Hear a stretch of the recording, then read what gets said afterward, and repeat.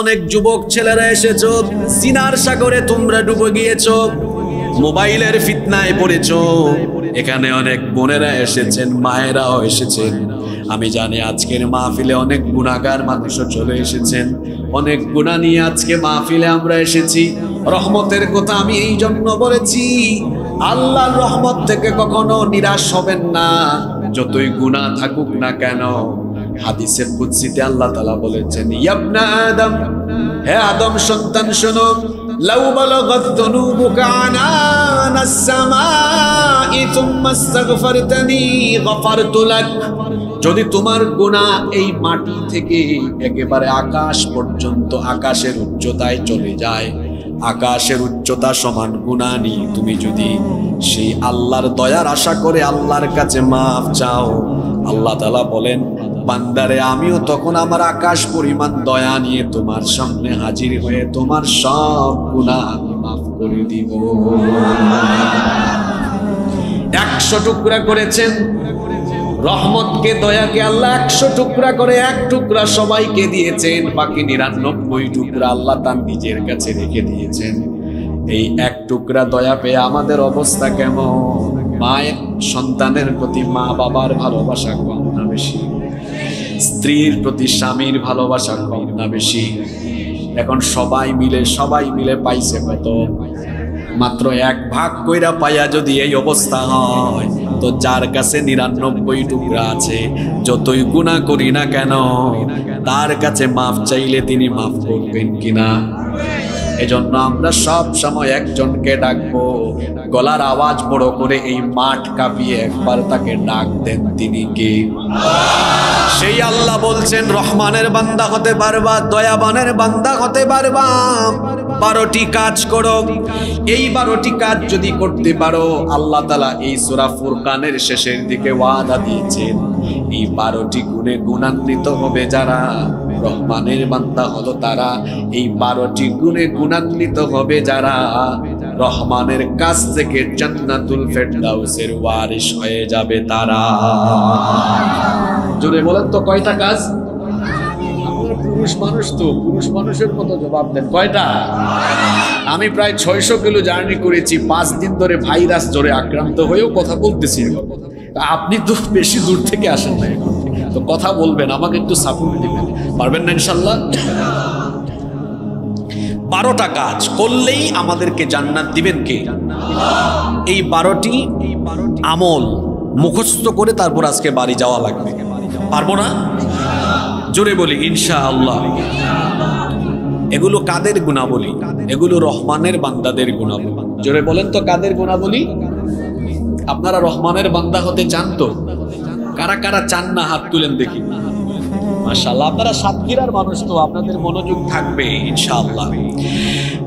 1 number, রহমানের বান্দা হলো তারা দুনিয়ার বুকে নম্রভাবে, ভদ্রভাবে, বিনয়ের সাথে বিচরণ করে যারা। আল্লাহ তাআলা বলছেন, ওয়া ইবাদুর রহমানিল্লাযীনা ইয়ামশুনা আলাল আরদি হাওনা। রহমানের বান্দা হলো তারা জমিনে নম্রভাবে, ভদ্রভাবে, বিনয়ী হয়ে বিচরণ করে যারা। রহমানের বান্দারা অভদ্র হয় না, রহমানের বান্দারা বেয়াদব হয় না, রহমানের বান্দারা কখনো অহংকারী হয় না। আমাদের সমাজে কম বেশি অহংকারী মানুষ আছে না নাই? কত রকমের অহংকারী স্বভাবের মানুষ আপনি দেখবেন। কেউ করে জ্ঞানের অহংকার, জ্ঞানের বড়াই কখনো করবেন না, কারণ জ্ঞান ও আল্লাহর নেয়ামত। আপনি অহংকার করলে পরিণতি এমন হতে পারে, যিনি জ্ঞান দিয়েছেন জ্ঞানের নিয়ামত কেড়ে নিয়ে তিনি আবার আপনাকে মানসিক পাগলও বানায় দিতে পারেন কি পারেন না? এজন্য জ্ঞানের বড়াই করা ঠিক নয়, কোনো বিষয় নিয়ে অহংকার করা ঠিক নয়। টাকা পয়সার অহংকারও করবেন না, কারণ সকাল বেলার ধনী ব্যক্তিকে বিকেল বেলার রাস্তার ফকির যিনি বানাতে পারেন তিনি কি? ক্ষমতা পেলে অহংকার তবে আমাদের স্বভাব হলো এমন, আমরা ক্ষমতা পেলে ভাবসাব উল্টাই ফেলি, চেহারা চলতে একটা ভূষণ কাজ করে। এমন মানুষ তো আমার সমাজে নাই। ক্ষমতা পেয়েও আপনি বড়াই করবেন না, অহংকার করবেন না, কারণ ক্ষমতার নেয়ামত দিয়ে চেয়ারে বসিয়ে আপনাকে সম্মান দিয়েছেন যিনি, পাবলিকের হাতের পাবলিকের পা থেকে জুতা খুলে জুতার বাড়ি খাওয়ায়া আবার চেয়ার থেকে নামায়া বেজ্জত করতে পারেন তিনি। এজন্য ক্ষমতার বড়াই করা ঠিক নয়। ক্ষমতার বড়াই পৃথিবীতে যারাই করেছে তারাই ধ্বংস হয়েছে। যেমন সবচেয়ে বড় উদাহরণ হলো ফেরাউন। এরপরে আছে আরেক শয়তান, নাম হলো নমরুদ। আবার ক্ষমতায় থেকেও পৃথিবীতে অনেক মানুষ চেয়ারে বসে বেজ্জত হয়েছে। পৃথিবীতে নমুনা আছে বুশের বাচ্চা বুশ। তাহলে বোঝা গেল ক্ষমতার মালিক যেমন আল্লাহ, ক্ষমতা থেকে নামানোর মালিকও আল্লাহ, ইজ্জত দেওয়ার মালিকও আল্লাহ, বেজ্জত করার মালিকও আল্লাহ। অনেক মানুষ আছে ক্ষমতার চেয়ারে থাকাকালীনও বেজ্জত হয়। মানুষ তাকে সামনে পাইলে ভয়ে সালাম দেয়, কিন্তু পেছনে গিয়ে মনে মনে গালি দেয় কিংবা জুতা দেখায়। বলেন তো এমন পরিস্থিতি সমাজে কম বেশ আছে না নাই? অহংকার করা এটা কোনো মুমিনের স্বভাব নয়। কিসের অহংকার করেন? আমি আপনার পরিস্থিতি শোনায়া দিচ্ছি। আপনি কিচ্ছু ছিলেন না, আপনি ছিলেন এক ফোঁটা নাপাক পানি। এমন এক ফোঁটা নাপাক পানি ছিলেন আপনি, যা বের হওয়ার পরে আপনার বাবা মা দুইজনের উপরে গোসল ফরজ হয়ে গিয়েছিল। সেই নাপাক পানি থেকে আপনি 9 মাসে মায়ের পেটে অস্তিত্ব লাভ করে দুনিয়াতে এসেছেন। কিসের তো বড়াই করেন? কিছুদিন পরে এই শরীর থেকে যখন রূহ বের হয়ে যাবে, কবরে দেওয়ার পরে কিছুদিন যেতে না যেতেই এই দেহটা পচে গলে দুর্গন্ধযুক্ত হয়ে শেষ হয়ে যাবে। অহংকার করা আপনার জন্য মানায় না। এজন্য রব্বুল আলামিন কোরআনে কারীমের 17 নম্বর সূরা বনী ইসরাঈলের 37 নম্বর আয়াতে আরো সুন্দর করে বলছেন, ওয়ালা তামশি ফিল আরদি মারাহা ইন্নাকা লান তাখরিকাল আরদা ওয়া লান তাবলুগাল জিবালা তুলা। আল্লাহ তাআলা বলছেন, জমিনে উদ্ধত হয়ে চলাফেরা করো না। ইন্নাকা লান তাখরিকাল আরদা ওয়া লান তাবলুগাল জিবালা তুলা। আল্লাহ তাআলা বলেছেন, অহংকারের চোটে তুমি মাটিকে ফাটিয়ে দিতে পারবে না, এমনকি অহংকার করে তুমি আকাশের উচ্চতায় পৌঁছে যেতে পারবে না। তো কিসের তো বড়াই? টাকা পয়সা ক্ষমতা কোনো কিছু নিয়ে অহংকার করা মানুষের জন্য শোভা পায় না। অহংকার করার যোগ্যতাকে বলে একজনের আছে, জোরে বলেন তিনি কে? এজন্য হাদিসে কুদসিতে আল্লাহ বলেছেন, আল কিবরিয়া উরিদাই, অহংকার আমার চাদর। কার চাদর? আল্লাহ তাআলা বলেছেন, যে আমার চাদর নিয়ে টানাটানি, যে অহংকার করে সে যেন আমি আল্লাহর চাদর নিয়ে টানাটানি করে। আর যে ব্যক্তি অহংকার করে আল্লাহর চাদর নিয়ে টানাটানি করবে, দুনিয়া আখিরাতে তাকে বেইজ্জত করার দায়িত্ব যিনি নিয়েছেন তিনি কে? এজন্য আমরা কি অহংকারী হব না বিনয়ী হব? আরো জোরে বলেন, অহংকারী না বিনয়ী? তাহলে অহংকারী স্বভাব বাদ দিয়ে দেন। অহংকার আছে কিনা বুঝবেন কেমনে? আপনি যদি ঊর্ধ্বতন পর্যায়ে থেকে অধস্তন ব্যক্তিদেরকে সম্মান করতে না জানেন, তাহলে বুঝবেন আপনার মধ্যে অহংকার আছে। আপনি মাদ্রাসার মুহতামিম সাহেব, আপনি যদি মাদ্রাসার সহকারী শিক্ষকদেরকে সালাম আগে দিতে না পারেন, অহংকার মনে বাসা বেঁধেছে। আপনি গাড়ির মালিক ড্রাইভারকে সালাম দিতে না পারলে অন্তরে অহংকার বাসা বেঁধেছে। আপনি বিরাট বড় কোনো প্রতিষ্ঠানের মালিক, স্টাফকে বেতন আপনি যদি সালাম দিতে না পারেন, সুন্দর ভাষায় কথা বলতে না পারেন, তাহলে আপনার মধ্যে অহংকার বাসা বেঁধেছে। অহংকার এটা হলো ইবলিসের স্বভাব। এই স্বভাব কোনো মুমিনের স্বভাব নয়। আল্লাহ তাআলা বলছেন, মুমিন অহংকারী হয় না, রহমানের বান্দারা হয় বিনয়ী। এরা অভদ্র হয় না, এরা হয় ভদ্র। আমার ভাইদেরকে বলছি, যুবকদেরকে, ছাত্রদেরকে বলছি, এখনকার পরিস্থিতি কেমন জানি দিন দিন জটিল হয়ে যাচ্ছে। আমরাও তো কৈশোরকাল অতিক্রম করে যৌবন অতিক্রম করছি। শিশুকালে কৈশোরকালে আমরা দেখেছি রাস্তাঘাটে মুরব্বীদেরকে দেখলে আমরা সুন্দরভাবে পথ দিয়ে চলে যেতাম। এখনকার পরিস্থিতি এমন, 15, 16, 17 বছরের ছেলেরা ডিজে স্টাইলের চুলের কাটিং দিয়ে বাইকে যদি উঠে তো মুরব্বী কিংবা বড় ভাই কাউকেই সম্মান দেয় না, দেখা যায় পিক আপ বাড়ায়া দিয়া তারপরে পাশ দিয়ে চলে যায়। এমন পোলা ভাই আমাদের সমাজে নাই। খবরদার, বড়দেরকে সম্মান করো। যুবকদেরকে, ছাত্রদেরকে বলছে, আল্লাহর নবী বলেছেন যে বড়কে সম্মান করে না, ছোটকে স্নেহ করে না, সে আমার উম্মতের অন্তর্ভুক্ত হতে পারে। এজন্য রহমানের বান্দা অভদ্র হয় না, সে হয় ভদ্র। অহংকারী হয় না, সে হয় বিনয়ী।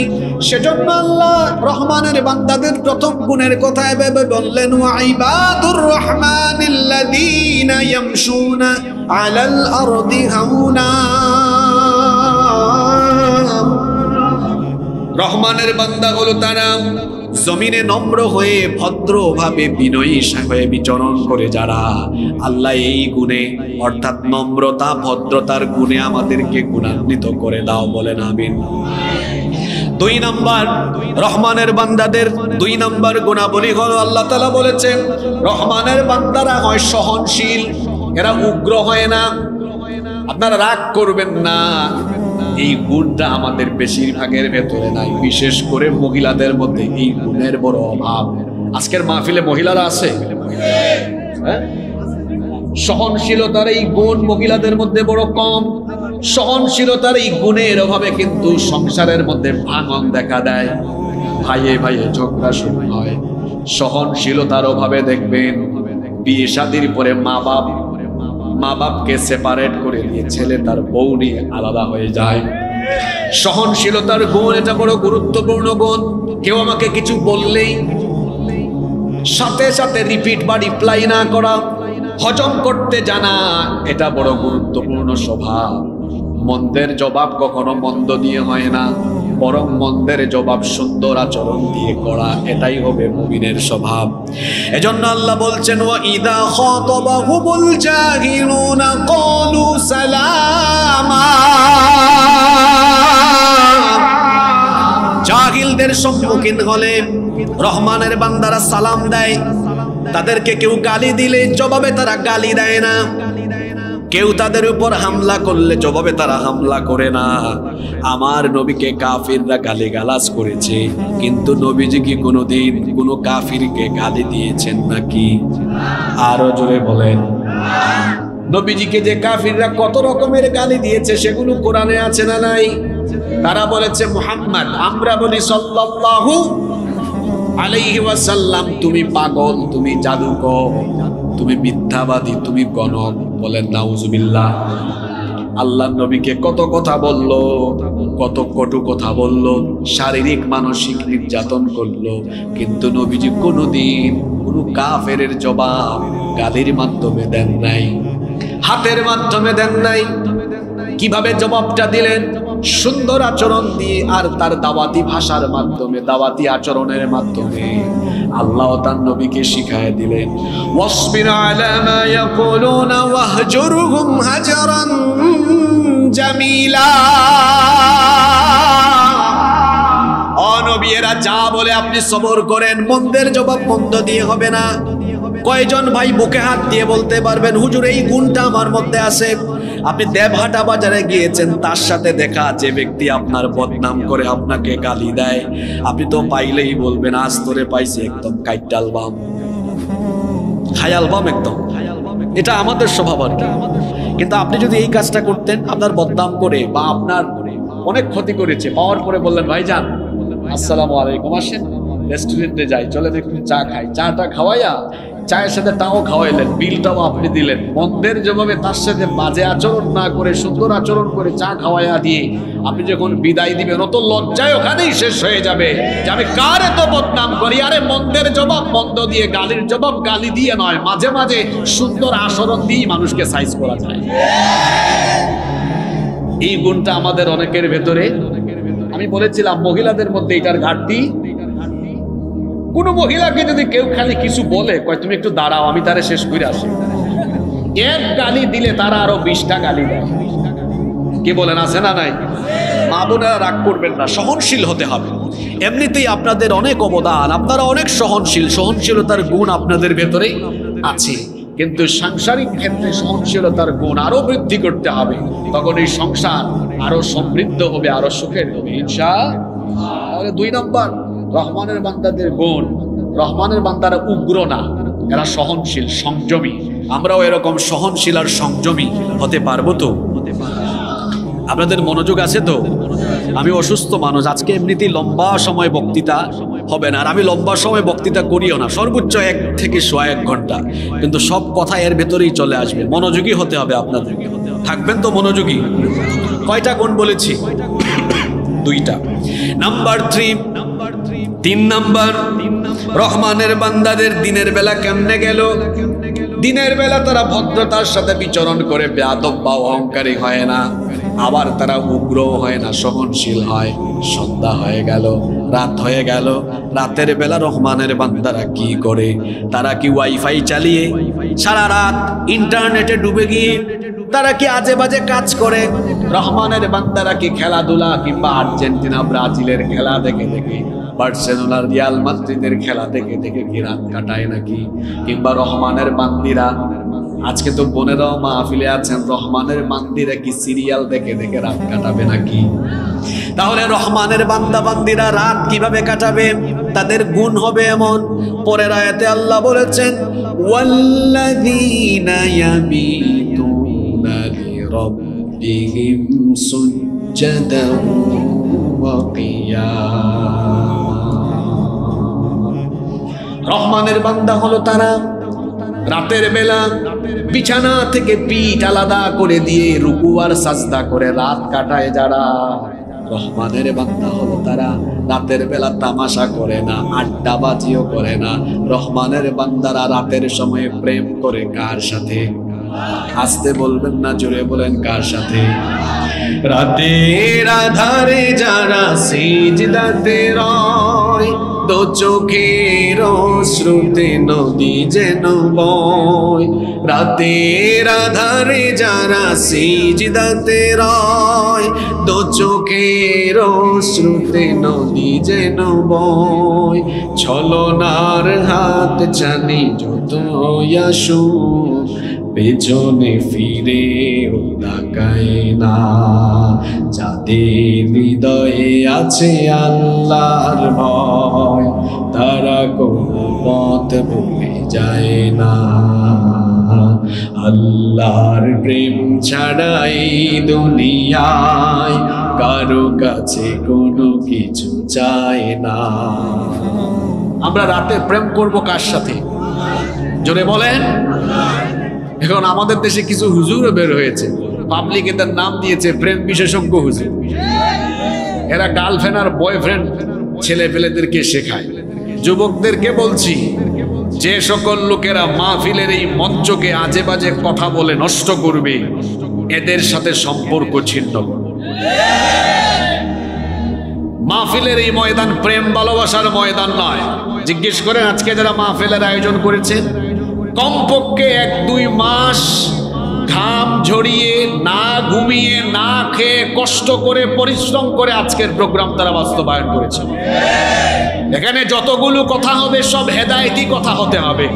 থার্ড ক্লাস ফালতু কোনো কথা বলার জায়গা মাহফিল নয়। সাতক্ষীরার মানুষকে সচেতন হতে হবে।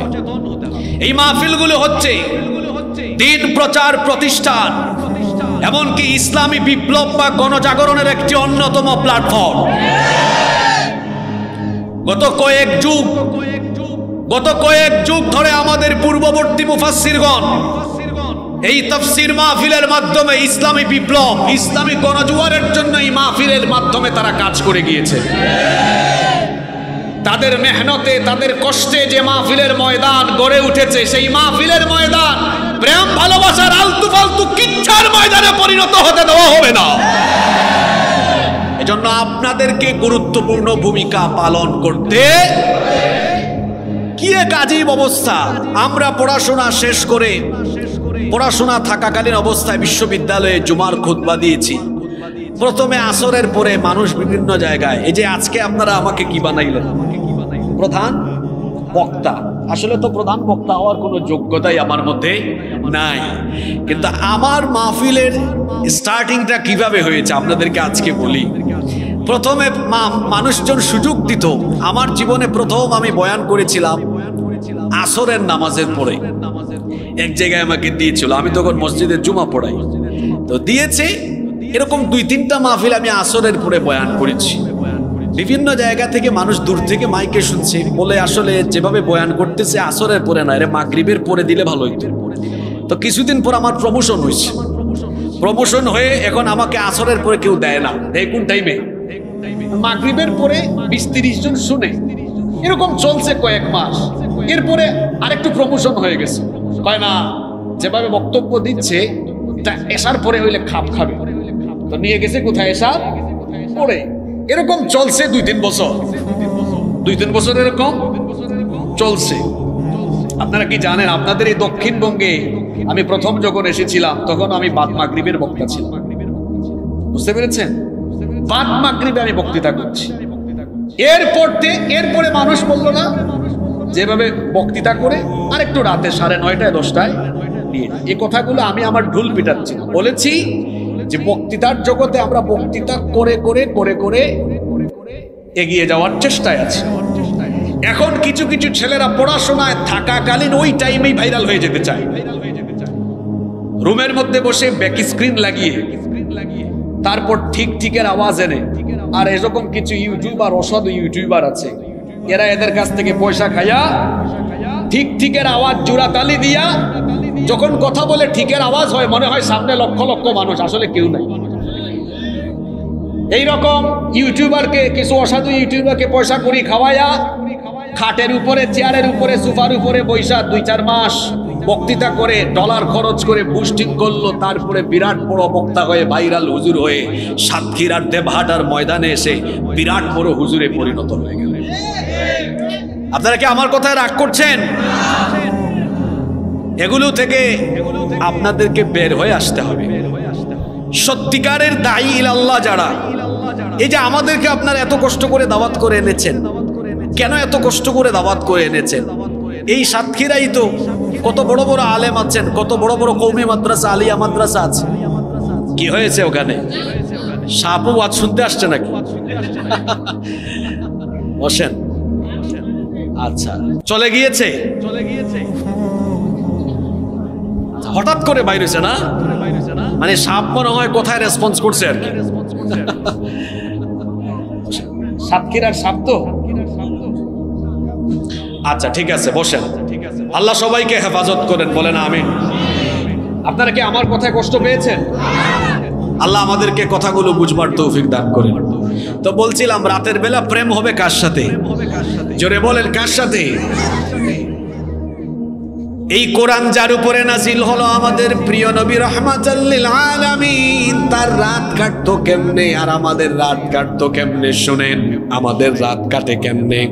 আমরা তো অনেকে ঘুমাতে ঘুমাতে বা ফেসবুক চালাতে চালাতে রাত কাটে, আর আমার নবীর রাত কাটতো কিভাবে? আমাদের মা নবীজির বিবি আয়েশা রাদিয়াল্লাহু আনহা, তিনি হাদিস বর্ণনা করেছেন, তিনি বলেছেন কানা ইয়াকুমু মিনাল লাইলি হাত্তা তানফাতারা কদামা। আল্লাহর নবী রাতের বেলা এত দীর্ঘ সময় তাহাজ্জুদের নামাজে দাঁড়িয়ে থাকতেন, দাঁড়াতে দাঁড়াতে আল্লাহর নবীর পা গুলো ফুলে যেত। আমরা রাতের বেলা ফেসবুক চালাতে চালাতে রাত কাটে, কিংবা ঘুমাতে ঘুমাতে আমাদের চেহারা ফুলে, আর আল্লাহর নবী রাতের বেলা তাহাজ্জুদ পড়তে পড়তে পা ফুলে। আল্লাহু আকবার।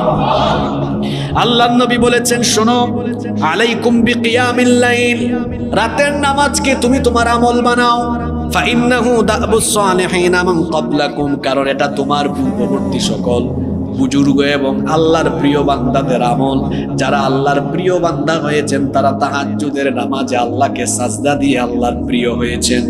এজন্য আপনি যদি আল্লাহর প্রিয় হতে চান, আপনি যদি আল্লাহর নৈকট্যশীল বান্দা হতে চান, রহমানের বান্দা হতে চান, তাহলে রাতের বেলা আপনি আল্লাহকে সাজদা দেন, রাতের নামাজ আপনার আমলে পরিণত করেন।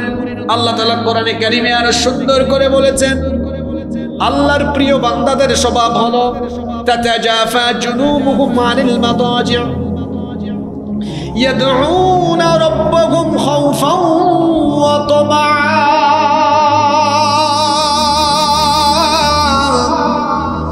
রাতের বেলা বিছানা থেকে তাদের পিঠ আলাদা হয়ে যায়।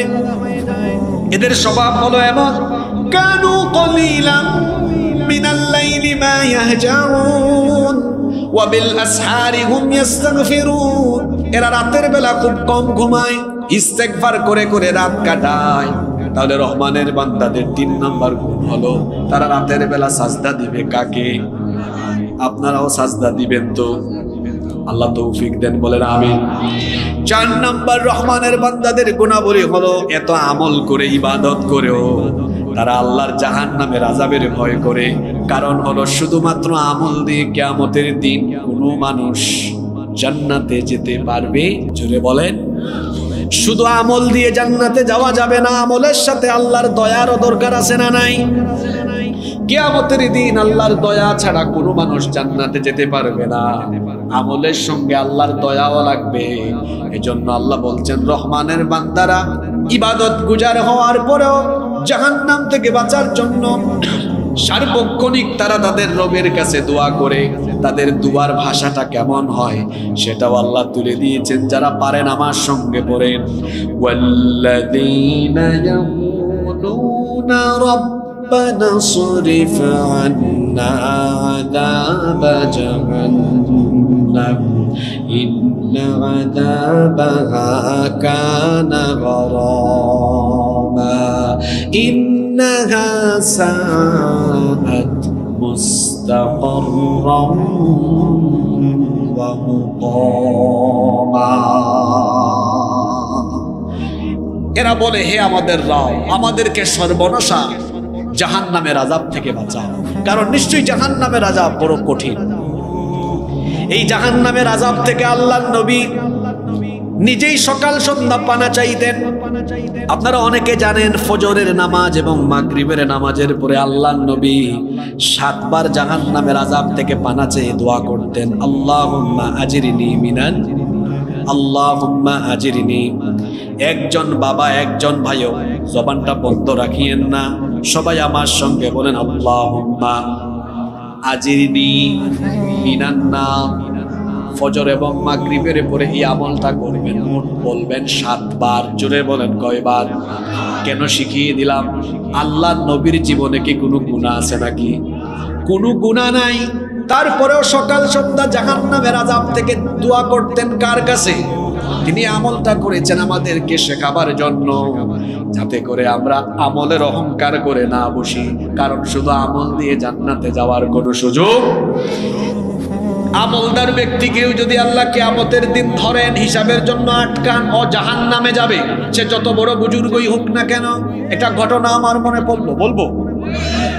কিয়ামতের দিন আল্লাহ এক বিরাট বড় নেককার ব্যক্তিকে ডাকবেন, ডেকে বলবেন, উদখুলিল জান্নাতা বিরহমাতি, go to the paradise with my mercy, আমার দয়ায় তুমি আমার জান্নাতে যাও। ওই ব্যক্তি তখন বলবে, না, আমি আপনার দয়ায় আজকে জান্নাতে যাব না। আমি কি কম আমল করছি? এত নামাজ রোজা, এতগুলো মাহফিল, আমি এত টাকা পয়সা দিয়েছি, এত দান সদকা করেছি, হজ উমরা করেছি, আল্লাহ আমি আপনার দয়ায় কেন জান্নাতে যাব? আমি আমার আমল দিয়ে, বাল বিআমালি, আজকে আমল দিয়ে জান্নাতে যাব। আল্লাহ তখন ফেরেশতাদেরকে ডাকবেন, ফেরেশতাদেরকে ডেকে বলবেন, শুনেছো নাকি ফেরেশতা আমার এই বান্দা কি বলে? সে নাকি আমার দয়ায় জান্নাতে যাবে না, তার আমল দিয়ে নাকি জান্নাতে যেতে চায়। ঠিক আছে, আমিও দেখতে চাই তার আমলের পরিমাণ বেশি না আমার দয়ার পরিমাণ বেশি। আল্লাহ বলবেন, ও ফেরেশতারা, এই বান্দার জন্ম থেকে নিয়ে মৌত পর্যন্ত তার জীবনের সকল নেক আমলগুলোকে মিজানের একটি পাল্লায় রাখো। আর আমি তো আমার বান্দার প্রতি অগণিত দয়া করেছি, সব দয়ার কোনো হিসাব নিকাশ আজকে করব না। শুধু দুনিয়া দেখার জন্য আমি তাকে 2টা চোখ দিয়েছি, 2টা চোখও দরকার নাই, মাত্র একটা চক্ষু নামক দয়াকে তুমি মিজানের আরেক পাল্লায় তোমরা রাখো। যখন ফেরেশতারা বান্দার জন্ম থেকে নিয়ে মৌত পর্যন্ত সারা জীবনের সব আমলগুলো এক পাল্লায় রেখে আরেক পাল্লায় আল্লাহর দেওয়া একটা চোখের নিয়ামত রাখবে, চক্ষু নামক দয়াকে রাখবে, দেখা যাবে বান্দার সারা জীবনের নেক আমলের চাইতে আল্লাহর দেওয়া একটা চক্ষু নামক নিয়ামতের পাল্লা ভারী হয়ে যাবে। বান্দা বুঝবে আমি আমার আমল দিয়ে আজ জান্নাতে যাবার কোনো চান্স নাই, কোনো সুযোগই নাই। তখন সে বলবে মাবুদ গো, আমি ভুল করে ফেলেছি, আমাকে মাফ করো, তুমি তোমার দয়ায় আমাকে জান্নাত দান করো। আল্লাহ তাআলা তখন বলবেন বান্দারে, তুই তোর ভুল যে বুঝতে পেরেছিস, এই জন্য আমি তোকে মাফ করে দিলাম, আমি তোকে আমার জান্নাত দিয়ে দিলাম। সহজ হিসাব হলো এটা। আল্লাহর নবী বলেছেন মান্নু কিসাউন দিবা, আল্লাহ যার কাছ থেকে হিসাব চাইবেন সে জাহান্নামে যাবে, জান্নাতে যাওয়ার কোনো সুযোগ। আমাদের মা আম্মা জান আয়েশা রাদিয়াল্লাহু আনহা নবীজিকে প্রশ্ন করে বসলেন, ও আল্লাহর নবী, তাহলে সহজ হিসাবটা কেমন হবে? আল্লাহর নবী তখন বললেন, আল্লাহ যদি কোনো ব্যক্তির কাছ থেকে সহজ হিসাব নিতে চান, ওই ব্যক্তির হাতে থাকা আমলনামা আল্লাহ দেখবেন, কিন্তু যাচাই বাছাই না করে আল্লাহ তাকে দয়া করে জান্নাত দিয়ে দিবে। এজন্য আল্লাহর নবী আমল করতেন, দোয়া পড়তেন, আল্লাহুম্মা হাসিবনি হিসাবান ইয়াসীরা। এই দোয়াটি আমরাও আমল করব বলে ইনশাআল্লাহ। তাহলে রহমানের বান্দাদের 4 নাম্বার আমল হলো জাহান্নাম থেকে বাঁচার জন্য তারা যার কাছে দোয়া করে, গলার আওয়াজ বড় করে সবাই বলেন তিনি কি? রহমানের বান্দাদের 5 নাম্বার গুণাবলী হলো রহমানের বান্দারা কৃপণ হয় না, রহমানের বান্দারা আবার অপব্যয়কারীও হয় না, কিপটাও হয় না, অপব্যয়কারীও হয় না। আমাদের সমাজে দেখবেন কম বেশি কিপটা স্বভাবের মানুষ আছে না নাই? আল্লাহ তাকে সম্পদ দিয়েছেন, ছেঁড়া কাপড় পরে, টাকা পয়সা আছে, ভালো খায় না। আর যারা টাকা পয়সা বাঁচিয়ে কিপটামি করে, ভালো খায় না, ভালো কাপড় চোপড় পরে না, সারা জীবনের জমানো সম্পদ শেষ বয়সে শরীরের পিছনে খরচ করা লাগে। এজন্য বুদ্ধিমানের কাজ হলো যেটুকু আছে নিজের শরীরের হক আদায়, আল্লাহ যেটা দিয়েছেন সেটা ভোগ করা, আর বাকি যা থাকবে আল্লাহর পথে। এজন্য আল্লাহ তাআলা বলেছেন রহমানের বান্দাদের গুণাবলী হলো ওয়াল্লাযীনা ইযা আনফাকু লাম ইউসরিফু ওয়া লাম ইয়াকতুরু ওয়া কানা বাইনা যালিকা কাওয়ামা। রহমানের বান্দা হলো তারা কৃপণতা এবং অপব্যয়ের নীতি অবলম্বন করে না যারা, বরং তারা হলো এমন ওয়া কানা বাইনা যালিকা কাওয়ামা, তারা মধ্যম পন্থা অবলম্বন করে আল্লাহ যতটুকু দিয়েছেন সেগুলো দিয়ে তার নিজের এবং পরিবারের প্রয়োজন পূরণ করার পরে বাকিটুকু যারা আবার খরচ করে দেয় কার পথে? ধন সম্পদ জমায়ে রাখবেন না। বোকা মানুষেরা পৃথিবীতে ধন সম্পদ জমিয়ে রাখে, যারা পৃথিবীর সবচাইতে বোকা নির্বুধ স্বভাবের মানুষেরা সম্পদ জমায়। এত কষ্ট করে সম্পদ জমালেন, সকালবেলা মারা গেলে এই সম্পদ কে ভোগ করবে? বলবেন হুজুর আমার তো ছেলে মেয়ে আছে। হ্যাঁ, ছেলে মেয়ের জন্য যতটুকু দরকার ততটুকু রাখেন, বেশি রাখলে ছেলে মেয়েগুলা ফার্মের মুরগের মতো নষ্ট হবে। ভবিষ্যৎ প্রজন্মের চিন্তা আপনি নিজে কেন করবেন? আপনি নিজে যেভাবে উপার্জন করে চলছেন তাকে ওভাবে তৈরি করেন, পরিশ্রমের মানসিকতা তার ভেতরেও তৈরি করে দেন। অলস বানাবেন না, কর্মঠ হিসাবে সন্তানদেরকে গড়ে তুলেন, পরিশ্রমী বানান। দানশীল হওয়া এটা মুমিনের লক্ষণ, মুমিনের একটি আলামত। এজন্য আল্লাহ আপনাকে যতটা দিয়েছেন নিজের প্রয়োজন পূরণের পরে বাকিটুকু খরচ করে দিবেন কার পথে? আরো জোরে বলেন, কার পথে? এরপরে 6 নম্বর রহমানের বান্দাদের গুণাবলী হলো এরা আল্লাহর সাথে শিরক করে না, আল্লাহর সাথে কাউকে ডাকে না। আল্লাহ তাআলা বলেছেন ওয়াল্লাযীনা লা ইয়াদউনা মা'আল্লাহি ইলাহান আখার। রহমানের বান্দা হলো তারা আল্লাহর সাথে অন্য কাউকে ডাকে না যারা। আমরা সুখে দুঃখে, ভালো সময়ে মন্দ সময়ে, জীবনের সুসময়ে দুঃসময়ে কেবলমাত্র একজনকে ডাকি, তিনি কি? যখন সুস্থ তখনও বলি আল্লাহ, যখন অসুস্থ আইয়ুব নবীর মতো, তখনও আমরা আল্লাহকে ডাকি। আইয়ুব নবী 18 বছর অসুস্থ ছিলেন, কিন্তু 18 বছরের অসুস্থতায় পেরেশান হয়েছেন ঠিক, কিন্তু কখনো আল্লাহর উপর তাওয়াক্কুল তার কমে নাই, বরং তিনি যাকে ডাক দিয়েছেন, জুড়ে বলেন তিনি কি? আমরা ভালো সময়েও যেমন ডাকি আল্লাহ, বিপদের সময়ে ইউনুস নবীর মতো ডাকি আল্লাহ। ইউনুস নবী এক মহা বিপদে পড়েছিলেন, 3টা অন্ধকারে তিনি পড়ে গিয়েছিলেন। একটা অন্ধকার ছিল সাগরের অন্ধকার, 2 নাম্বার অন্ধকার ছিল রাতের অন্ধকার, রাতের বেলা সাগরের তলদেশের মধ্যে, 3 নাম্বার মাছের পেটের ভেতরে অন্ধকারে তিনি যাওয়ার পরে সেখানে তিনি চিৎকার করে যাকে ডাক দিয়েছিলেন, জোরে বলেন তিনি কি? তিনি বিপদের সময়ে ডাকলেন, লা ইলাহা ইল্লা আনতা সুবহানাকা ইন্নী কুনতু মিনাল জালিমিন। ডাক দিয়েছেন কাকে? আরো জোরে বলেন কাকে? আল্লাহ কি তাকে বিপদ থেকে বাঁচান নাই? সন্তান হয় না বলে যারা মাজারে যান, বাগেরহাটে খান জাহান আলী রহমতুল্লাহি আলাইহির মাজারে গিয়ে ওখানে মাথা ঠেকান, তাদেরকে বলছি, যারা সন্তান হয় না বলে তাবিজ নেন, তাদেরকে বলছি, জাকারিয়া আলাইহিস সালামের স্ত্রী বন্ধা ছিলেন, বন্ধা নারীর ঘরে তো সন্তান হয় না, কিন্তু তিনি যখন আল্লাহর কাছে দোয়া করেছিলেন, বন্ধা নারীর ঘরেও তাকে সন্তান দিয়েছেন কি? ইব্রাহিম আলাইহিস সালামের 86 বছর পর্যন্ত সন্তান ছিল না, তাকেও আল্লাহ সন্তান দিয়েছেন। সুতরাং সন্তান যদি হয় না, আপনি আল্লাহর সাথে শিরক করে অন্য কাউকে ডাকবেন না, অন্য কারো মুখাপেক্ষী হবেন না, বরং জীবনের সকল অবস্থায় সব সময় যাকে ডাকবেন, জুড়ে বলতে হবে তিনি কি?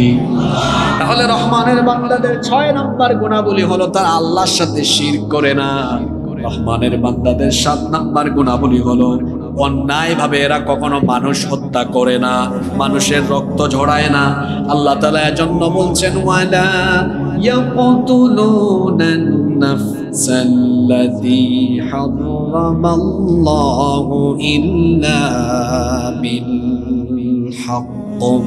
রহমানের বান্দা তারা অন্যায় ভাবে কাউকে হত্যা করে না, যারা অন্যায় ভাবে মানুষের শরীর থেকে রক্ত ঝরায়, এইরকম জানোয়ার তো এখন পৃথিবীতে নাই। জি, সাধারণ মানুষের কথা বাদ দেন, পৃথিবীতে খুঁজলে এখন এই জাতের জালিমও পাওয়া যাবে, যারা কোরআন হাদিসের চর্চাকারী, কোরআন হাদিসের দাওয়াত যারা মানুষকে দেয়, সেই দায়ী ইলাল্লাহ বড় বড় আলেমুল আমাদের শরীর থেকেও জালিমের গোষ্ঠী রক্ত ঝরিয়েছে, এরকম জালিমও দুনিয়াতে আছে। আপনি আবার এই ওয়াজ আপনার উপর, আপনার ঘাড়ের উপর, কাঁধের উপর নিজে টাইনা নিয়েন না, কারণ আমার দেশে আছে। ওই দিন এক জায়গায় সূরা কাসাস থেকে তাফসীর আরম্ভ হয়েছে, ফিরাউনের ওয়াজ, ইন্না ফিরআউনা আলা ফিল আরদি, এই আয়াতের তাফসীর আরম্ভ হয়েছে। মাঝখান থেকে একজন স্লিপ মারে, কয় হুজুর এই টপিক বাদ দিলে হয় না, এটা আমাদের দেশের অনেক কিছুর সাথে মিলে যাচ্ছে। আমি তখন বললাম, ফেরাউন তো আসছিল মিশরে, ওয়াজ হয় মিশরের, আপনি টাইনা নিয়ে আসছেন দেখি বাংলাদেশে। কি বলেন, এরকম আছে না? আছে। এখন এই আয়াত হচ্ছে সূরা ফুরকানের, যেখানে আল্লাহ বলেছেন অন্যায় ভাবে মানুষের রক্ত ঝরায় যারা, এরা আল্লাহর প্রিয় বান্দা না, এরা জালিম স্বভাবের মানুষ। এখন ওইটা আপনি আপনার কাঁধের উপর টাইনা নিলে আমরা কি করব? ঠিক কিনা বলেন? অন্যায় ভাবে কোনো মানুষকে কষ্ট দিবেন না, নইলে মরার পরে কিন্তু আপনার জানাজায় মানুষও পাওয়া যাবে না। কিছু মানুষ মারা গেলে মানুষ আলহামদুলিল্লাহ পড়ে। ওই যে কিছুদিন আগে, আচ্ছা আমার মনে পড়ছে ঘটনাটা, একই দিনে 2 জন ব্যক্তি মারা গেলেন। এক ব্যক্তি ওই ঢাকা বিশ্ববিদ্যালয়ের ওই শিক্ষক যে সালাম নিয়ে কটূক্তি করেছিল, মনে আছে আপনাদের? ওর কথা ভুলে গেছেন আপনারা? আর ওই দিনে আরেকজন ব্যক্তি মারা গিয়েছিলেন, নাম কি ভুলে গেছেন আপনারা? মাওলানা লুৎফুর রহমান, হ্যাঁ, নাওয়ারাল্লাহু মারকাদাহু ওয়া জাআলাল জান্নাতা মাথওয়াহু, বলেন আমিন। একজনের মৃত্যুতে সারা বাংলাদেশ নয়, সারা পৃথিবীর বাংলা ভাষাভাষী মুসলমানদের কলিজা, তাদের অন্তর কেঁদেছে। আরেকজন সালাম নিয়ে কটূক্তি করেছে, মরার আগ পর্যন্ত ইসলাম বিদ্বেষীতে লিপ্ত ছিল, তার মৃত্যুতে একটা মানুষও একজন মুমিনও ইন্না লিল্লাহ বলে। এজন্য তো কবি বলেছেন, এমন জীবন তুমি করিও গঠন, মরিলে হাসিবে তুমি কাঁদিবে, আর সবার আগে নিজের এলাকাবাসীর প্রিয় হইবে। মরার পরে আপনার লাশ কান্দে নিবে ঢাকা থেকে মানুষ আইসা, এই আপনার পারুলিয়া, এটা পারুলিয়া না? এখানে কি পারুল নামে মহিলা বেশি ছিল নাকি যে পারুলিয়া লাগাই দিচ্ছেন আপনারা? খেজুর বাড়িয়া, অনেক খেজুর গাছ আছে না আপনাদের এখানে? আমি বলছিলাম, এটা আমি আপনাদের এখানে নয়, সব জায়গায় বলি, কারণ আমাদের বাংলাদেশে এই জিনিসটা আমরা প্রায় সময় দেখি। সামান্য রাজনৈতিক মতপার্থক্য আছে, পাশাপাশি বাড়িতে থাকে, ওই বাড়ির মানুষকে বাড়ি থাকতে দেয়, এলাকায় থাকতে দেয়, এলাকা ছাড়া কইরা দেয়, এমন মানুষ তো নাই। এ ভাই, আপনাকে বলছি, আপনি মারা যাওয়ার পরে আপনার লাশ পাশের বাড়ির ভাই এসে কান্দে উঠাবে। সামান্য রাজনীতির জন্য, মতপার্থক্যের জন্য পাশের বাড়ির আপনার ওই ভাইকে কষ্ট দিয়েন না। আপনি দল দুইটা হতে পারে, কিন্তু আপনি ঈমানি দৃষ্টিকোণ থেকে দুইজন একজন আরেকজনের ভাই। কথা কি বোঝা যায়? আপনি কারে কষ্ট দেন? আপনার প্রতিবেশী তো। আল্লাহর নবী বলেছেন, যে প্রতিবেশীর হক আদায় করতে জানে না, প্রতিবেশীর সাথে যার সম্পর্ক খারাপ, আল্লাহর সাথে তার সম্পর্ক খারাপ। আপনি কি আমার কথায় রাগ করলেন? এই ধরনের বহু জালেম আমার সমাজে আছে, শুধু দুনিয়াবী স্বার্থের কারণে তার গ্রামের অনেক মানুষকে এলাকা ছাড়া করে দিয়েছে। তোর জানাজায় তোর লাশ কাঁধে নেওয়ার জন্য তুই একজন মানুষও পাবি না জালিম। এখনো সময় আছে, এখনো সময় আছে, এখনো সময় আছে, এখনো সময় আছে। ভালো হয়ে যান, নইলে ঢাকা বিশ্ববিদ্যালয়ের ওই ব্যক্তির মতো মরার পরে মানুষ ইন্না লিল্লাহ নয় আলহামদুলিল্লাহ পড়বে। ভালো হইতে পয়সা লাগে না। আমার কথা কি রাগ করলেন? আল্লাহ বুঝার তৌফিক দেন। রহমানের বান্দাদের গুণাগুলি হলো, এরা রক্ত ঝরায় না, রক্তপাত করে। আমার সঙ্গে আমার এক ভাইয়ের যে কোনো দিক দিয়ে অমিল মতবিরোধ থাকতেই পারে, তাই বলে আমি তার গায়ে হাত তুলতে পারি? আমি আমার ভাইয়ের রক্ত ঝরাতে পারি না। বিদায় হজের ভাষণ ক্লাস 9 10 স্কুলেও আপনারা পড়েছেন। কি বলেছিলেন নবীজি? মানব ইতিহাসের শ্রেষ্ঠ ভাষণ ছিল এটা। নবীজি বলেছেন, শোনো আমার উম্মত, তোমাদের আরেক ভাইয়ের রক্ত তোমাদের কাছে সেরকম পবিত্র যেরকম এই শহর পবিত্র। মনে পড়েছে? পড়েন নাই আপনারা? সবাই তো পড়েছি। আগে কিন্তু স্কুলেও 9 10 এই বিদায় হজের ভাষণটা পড়ানো হয়েছে। আমি নিজে স্কুলে পড়েছি, মাদ্রাসায় পড়েছি, ইউনিভার্সিটিতে পড়েছি, সব বারান্দায় ঘোরাফেরা করে আসছি, তো সবগুলো মোটামুটি জানা আছে আলহামদুলিল্লাহ। মানুষের রক্ত ঝরাইয়েন না, মানুষকে আঘাত দিয়ে না। সব সময় চেষ্টা করবেন নিজের এলাকার মানুষকে নিয়ে মিলেমিশে বসবাস করা। এরা আপনার সবচেয়ে বড় আপনজন, এরা আপনার সবচেয়ে বড় আপনজন। আর যারা সামাজিক বা রাষ্ট্রীয় দায়িত্ব পাওয়ার পরে নিজের এলাকায়, এটা রাগ করেন না, এটা আমি সব জায়গায় বলে ফেলি, যারা নিজের এলাকায় প্রোটোকল ছাড়া চলতে পারে না, তার মানে তার এলাকার মানুষের কাছে তার গ্রহণযোগ্যতার ব্যাপক ঘাটতি আছে। আরে আমি আমার গ্রামে, আমার এলাকায় আমি কেন প্রোটোকল নিয়ে ঘুরবো? এরা তো আমার ভাই, আমার চাচা, আমার দাদা, আমার ভাই, আমার ভাতিজা, এরা আমার আপন মানুষ। আমি যদি এদের সামনেই সাহস করে চলতে না পারি, আমার ভেতরে খাপলা আছে। আমি ওদেরকে কষ্ট দিয়েছি, ওরা সুযোগ পাইলে আমারে খায়া ফেলবে। এই জন্য আমি সামনে পিছনে ডানে বামে বহুত কিছু নিয়ে করি। আপনি বলবেন হুজুর কোন জায়গা থেকে কোন জায়গায় গিয়েছে? না, ওই যে আসেন এবার হাদিসটা শোনাই। আল্লাহর নবী বলেছেন, আউয়ালু মা ইউহাসাবু আলাইহিল আবদু আস-সালাহ। কিয়ামতের দিন আল্লাহ প্রথমে আল্লাহর হকের বিচার আরম্ভ করবে। আল্লাহর হকের বিচার আরম্ভ হবে নামাজ দিয়ে। আল্লাহর হকের বিচার শেষ। ওয়া আউয়ালু মা ইউকদা বাইনান নাসি ফিদ দিমা। আরম্ভ হবে বান্দার হকের বিচার, আর বান্দার হকের বিচার আরম্ভ হবে অন্যায় অবৈধ রক্তপাত দিয়ে। কত মানুষের রক্তে আপনার হাত রঞ্জিত করেছেন, সব হিসাব হবে। কত নিরপরাধী মানুষকে অপরাধী বানিয়ে তাদের রক্ত ঝরিয়েছেন, সব হিসাব আল্লাহর সামনে সেদিন হবে। হিসাব আছে, বিচার আছে। আল্লাহর কাছে বিচারের নামে কোনো অবিচার। আমরা মানুষ, আমাদের মধ্যে বিচারের নামে অবিচারের হাসলত থাকতে নাকি থাকতে পারে না? থাকতে পারে। এজন্য আপনি দেখবেন যে মাঝে মাঝে নিরপরাধীও অপরাধী হয়ে বাইরে থাকে, সরি, অপরাধী নিরপরাধী হয়ে বাইরে থাকে, আর নিরপরাধী অপরাধী হয়ে ভেতরে। কত মানুষ কোনো কিছু খায় নাই, তারপরেও তারে খাবার না বানাইয়া ঢুকায় রেখে দিয়েছে। আর আরেকজনের হিসাব নিকাশ দেখা গেল পত্রিকায় লিখেছে, আমরা বলি না, যে তার সারা জীবনের বেতনই হয়েছে 1,89,00,000 টাকা, আর তার সম্পত্তি হয়ে গেছে 1,000 কোটি টাকার। কোনো বিচার ধরে বলেন? তা আমাদের বিচারের নামে অবিচার, এটা আমাদের আমি মানুষ, কিন্তু আল্লাহ তো হচ্ছেন আহকামুল হাকিমিন, সর্বশ্রেষ্ঠ বিচারক। কি বলেন? এমন চুরি আছে না নাই? যার কথা বললাম এটাকে আমি বানায় বলছি নাকি পত্র পত্রিকা এগুলো আছে না নাই? জোরে বলেন। আমার দেশে সম্পদের অভাব নাই, শুধু ভালো মানুষের অভাব। এদেশে যেমন আছে সম্পদের খনি, ঠিক তেমনি আছে ছেঁচড়া, চোর, বাটপার আর দুর্নীতিবাজের খনি।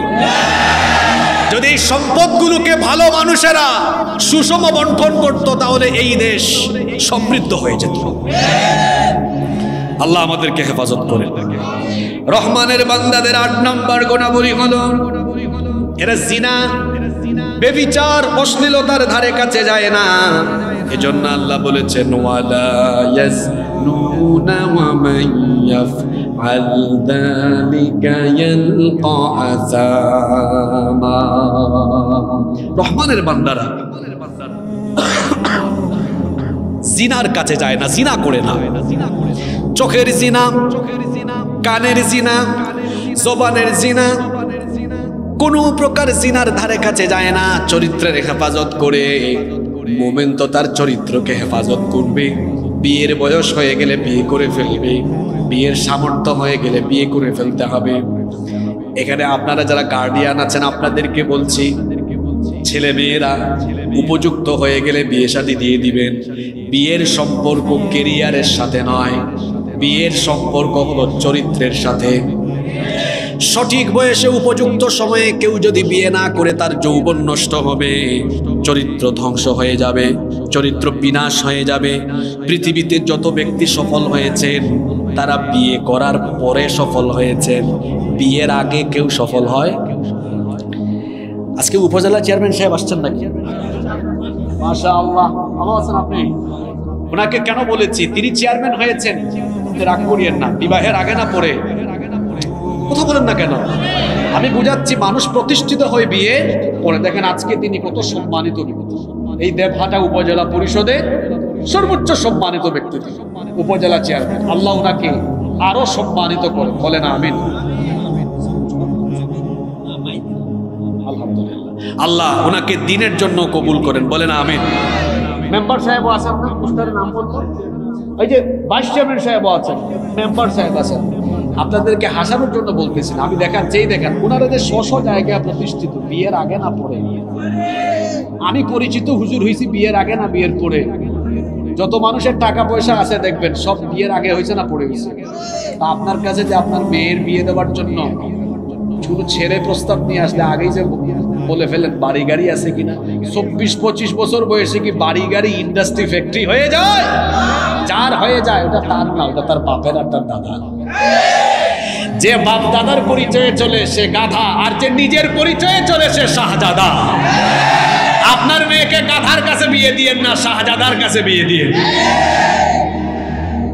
আমাদের নবী নবুয়ত পেয়েছেন বিবাহের আগে না পরে। জোরে বলেন। 25 বছরে বিয়ে করেছেন, নবুয়তের দাওয়াত শুরু করেছেন 40 বছর বয়সে। এর মানে বোঝাতে চেয়েছি, বিয়ের সম্পর্ক, বিবাহের সম্পর্ক কেরিয়ারের সাথে না, বয়সের সাথে না, এটার সম্পর্ক চরিত্রের সাথে। কিসের সাথে? আরে মানুষ তো বিয়ে করার পরে তাই সে বরকত পায়। এটা আল্লাহ কোরআনে সূরা নূরে ওয়াদা করেছেন যে আমি বরকত দিয়ে তোমার দারিদ্রতা বিমোচন করে দিব। সুবহানাল্লাহ।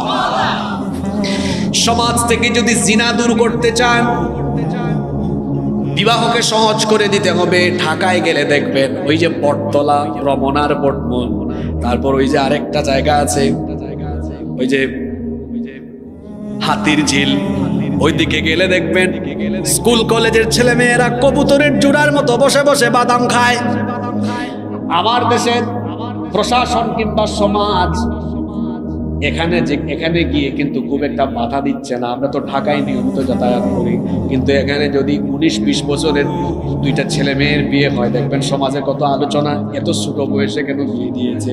কিন্তু কুড়িগ্রামের ভুরুঙ্গামারি থেকে যখন ক্লাস 5-এর ছেলে তার 2 বান্ধবী নিয়ে কক্সবাজারে বেড়াতে যায়, তখন কিন্তু কথা নেই। আপনি যদি অবৈধ প্রেম, হারাম রিলেশন এগুলো যদি সমাজ থেকে বন্ধ করে দিতে চান, চরিত্র ঠিক করার জন্য বিয়ে শাদীকে সহজ করে দিতে হবে।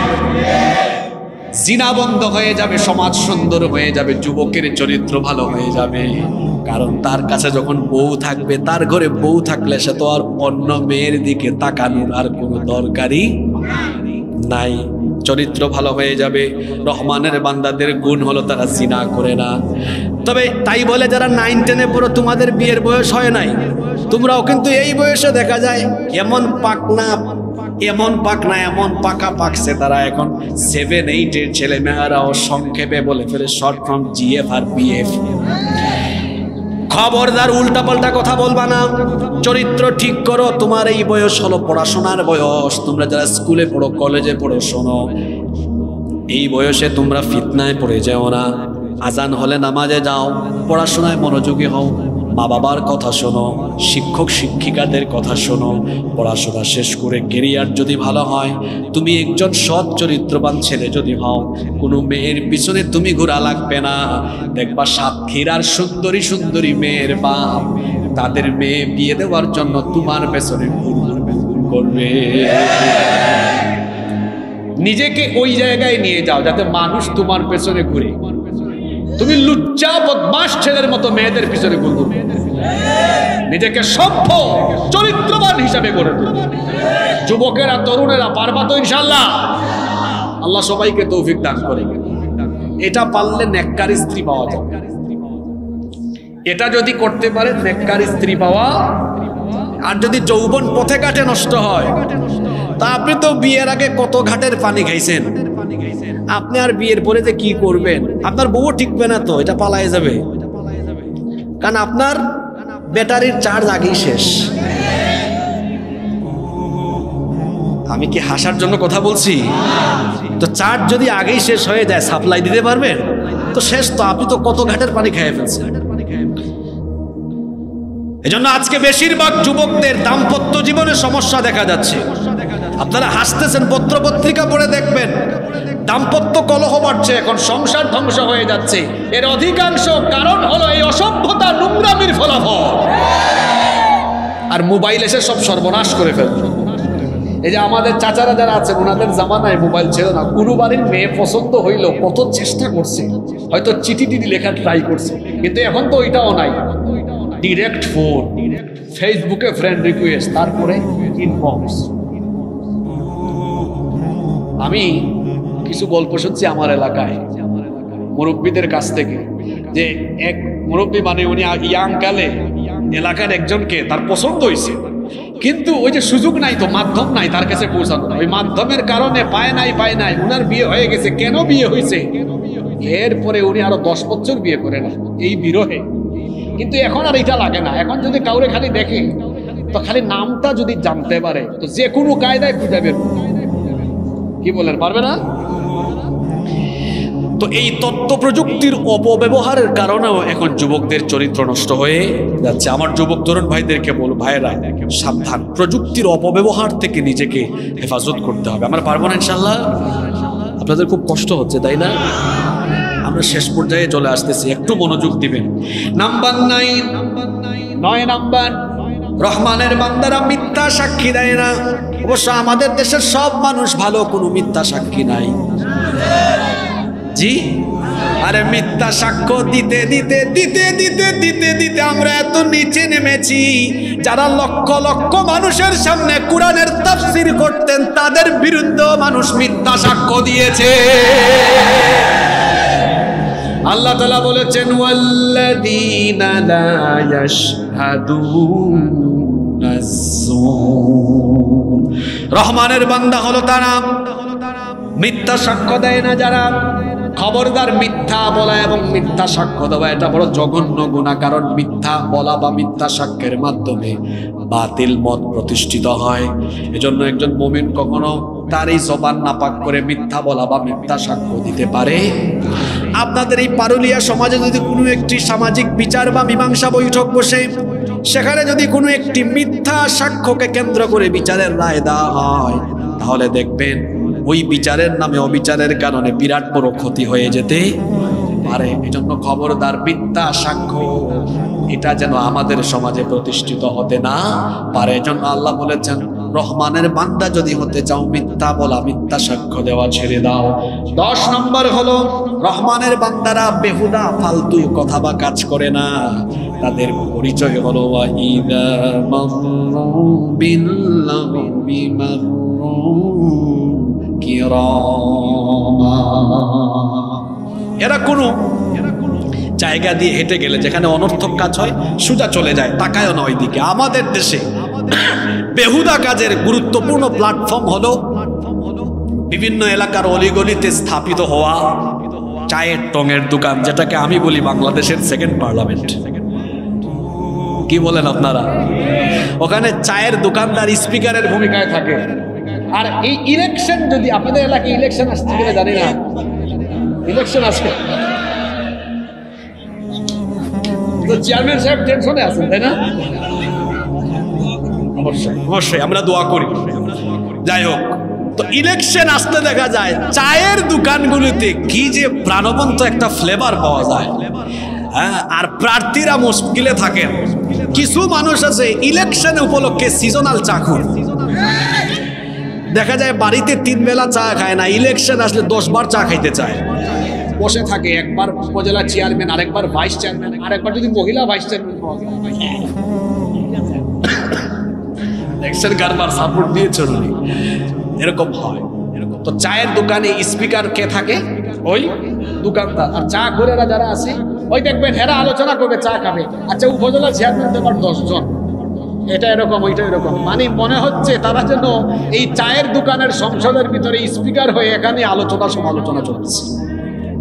এটা শুধু ইলেকশন উপলক্ষে হইলে সেটা ছিল ভিন্ন কথা, কিন্তু শুধু ইলেকশন নয়, ইলেকশন ছাড়াও আমাদের বাঙালিদের মধ্যে বেশিরভাগের স্বভাব হলো মানুষের কথা বা কাজ নিয়ে সমালোচনায় আমরা বেশি অভ্যস্ত। এই আয়াতে আল্লাহ বলেছেন এটা রহমানের বান্দাদের গুণাবলী নয়, সে তার নিজের কাজ নিয়ে ব্যস্ত থাকবে, অন্যদিকে মনোযোগী হবে। এই জন্য ওই যে একটা কথা বলে না, নিজের চরকায় তেল দাও। নিজের চরকায়, এটা অনেক বড় একটা গুণ, নিজেকে নিয়ে ভাবা।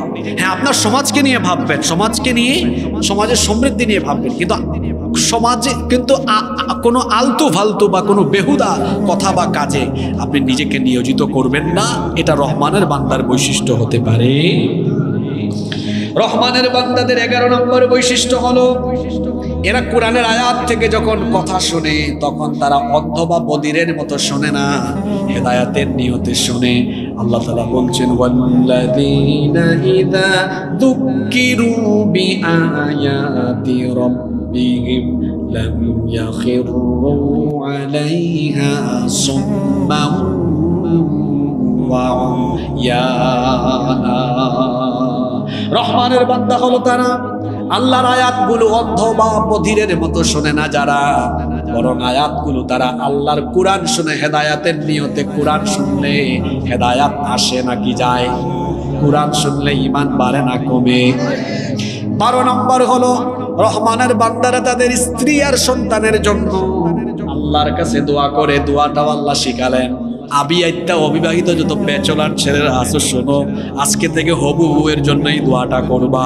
আল্লাহ তাআলা দোয়া শিখাচ্ছেন, ওয়াল্লাযীনা ইয়াকুলুনা রাব্বানা হাব লানা মিন আজওয়াজিনা ওয়া যুররিয়াতিনা কুররাতা আয়ুনিন ওয়াজআলনা লিল মুত্তাকিনা ইমামা। এত সুন্দর দোয়া, কি চমৎকার দোয়া। হ্যাঁ, আল্লাহ দোয়া শেখাচ্ছেন, রব্বানা হাবলানা মিন আজওয়াজিনা, হে রব আমাকে এমন স্ত্রী গিফট করো, এমন স্ত্রী দাও যাকে দেখলে আমার চক্ষু ঠান্ডা হয়, শীতল হয়ে যায়। সুবহানাল্লাহ। সেটা কেমন স্ত্রী হতে পারে?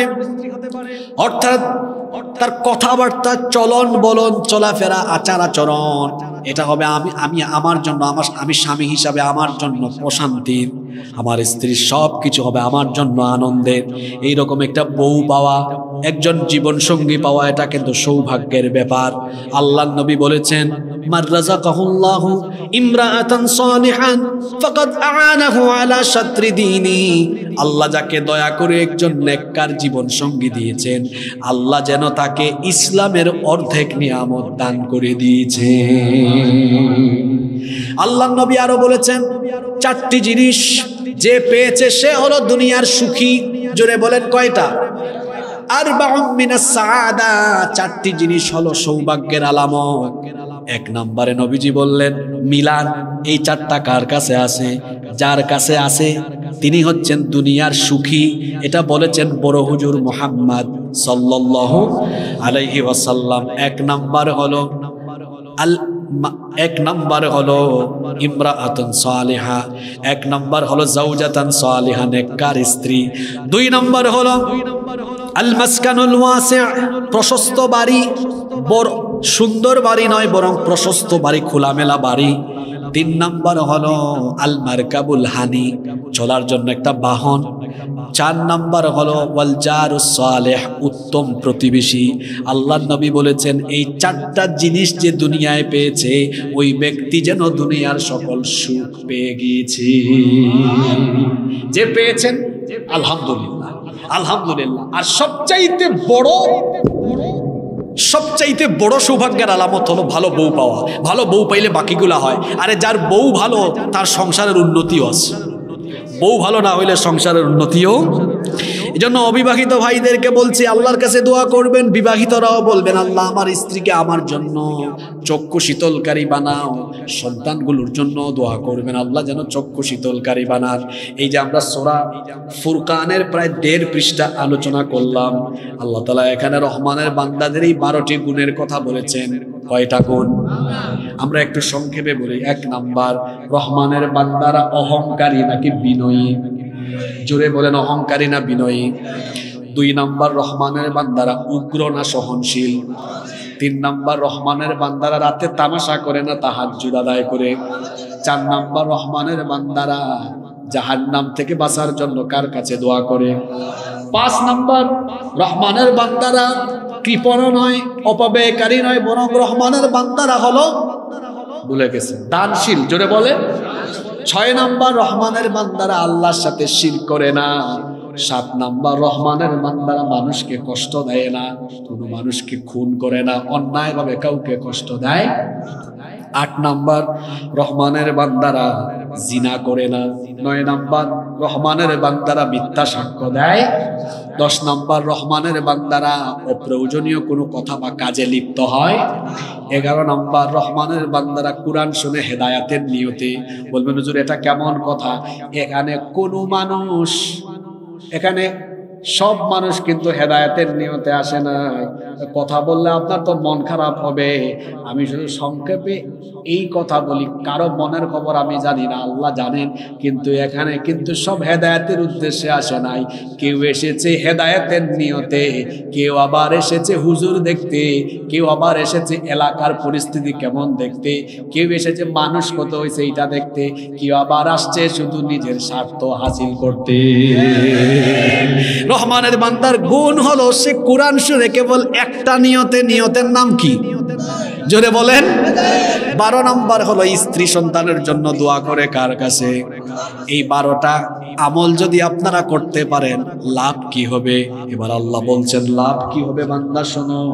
আল্লাহ তাআলা বলছেন এই 12টি আমল যদি তুমি করতে পারো, আল্লাহ তাআলা এবার ওয়াদা দিচ্ছেন এই 12টি গুণে তুমি যদি গুণান্বিত হয়ে যাও, তাহলে আমি আল্লাহ তোমাকে কি করব শোনো। উলাইকা ইউজজাউনাল গুরফাতা বিমা সাবারু ওয়া ইউলাকাউনা ফিহা তাহিয়াতান ওয়া সালামা খালিদিনা ফিহা হাসুনাত মুস্তাকাররান ওয়া মুকামা।